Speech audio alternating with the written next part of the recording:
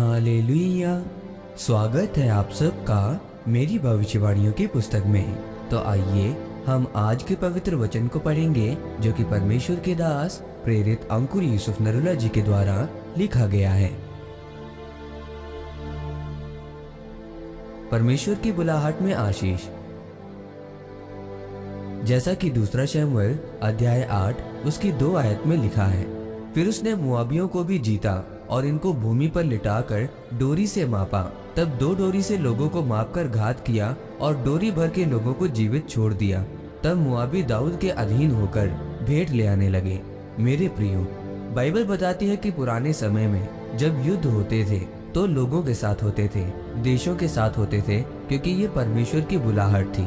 दाऊद की जिंदगी में जब उसने परमेश्वर की बुलाहट को अपनी जिंदगी में पूरा किया तो परमेश्वर ने उसका नाम ऊंचा किया और उसको सब प्रकार की भेंटें दी और उसकी सब प्रकार की जरूरतों को पूरा किया और सब प्रकार की आशीष उसकी जिंदगी में दी।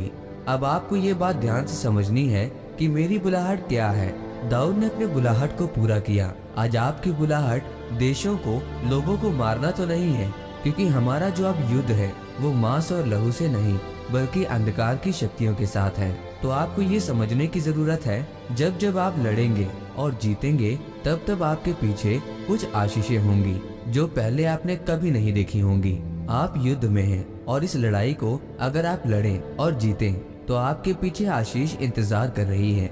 वो आशीषें आपके परिवार की मुक्ति है, वो आशीषें आपकी आर्थिक है, वो आपकी चिंगाई है, वो सब प्रकार की आशीषें जो परमेश्वर ने आपको देनी है आपके लड़ने और जीतने पर निर्भर करती है। बहुत सारे ऐसे लोग हैं जो अपनी लड़ाई को नहीं लड़ते और ना ही वो जीतते हैं और ना ही वो आशीषों को ले पाते हैं जो परमेश्वर उनको देना चाहता है।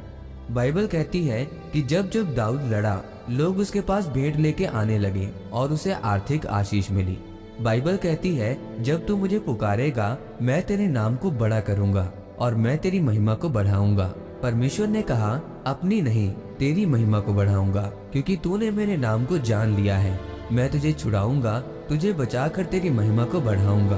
अगर तू मेरे छाए हुए स्थान के ऊपर बैठा रहे जो मैंने तुझे दिया, एक विश्वासी होने का, एक पास्टर होने का, उस स्थान पर अगर तू खड़ा रहे और अड़ा रहे और लड़ता रहे तो मैं तुझे ये सब आशीषें तुझे दूंगा। मेरे प्रियो, आपका जो युद्ध है वो शैतान के साथ है, अंधकार की शक्तियों के साथ है। अब उस युद्ध में जीतने के लिए आपको पहली चीज जो चाहिए वो है पाप के ऊपर जीत पाना, क्योंकि आपका युद्ध शारीरिक नहीं जो आप शरीर की ताकत से जीतने वाले हैं। आपका युद्ध एक आत्मिक है जो आप आत्मिक ताकत से जीतने वाले हैं। पाप की ताकत को तोड़ने के लिए आपको उपवास और प्रार्थना करनी है। जब आप उस पाप पर कब्जा कर लेते हैं और उसे हराते हैं, उसके बाद जो जीत परमेश्वर ने आपके लिए रखी है वो पक्की है। आमीन। आइए इस प्रार्थना को आप मेरे साथ एक मन होकर करें। सर्वशक्तिमान परमेश्वर, इस वचन के लिए मैं आपका धन्यवाद करता हूँ। पिता, मैं प्रार्थना करता हूँ कि मैं आत्मिक ताकत से प्रार्थना और उपवास के द्वारा पाप पर जीत पाऊंगा। आप मुझे अनुग्रह दें प्रभु यीशु मसीह के नाम में, आमीन। परमेश्वर आप सबको आज के वचन के ऊपर मनन करने के द्वारा आशीषित करे, आमीन।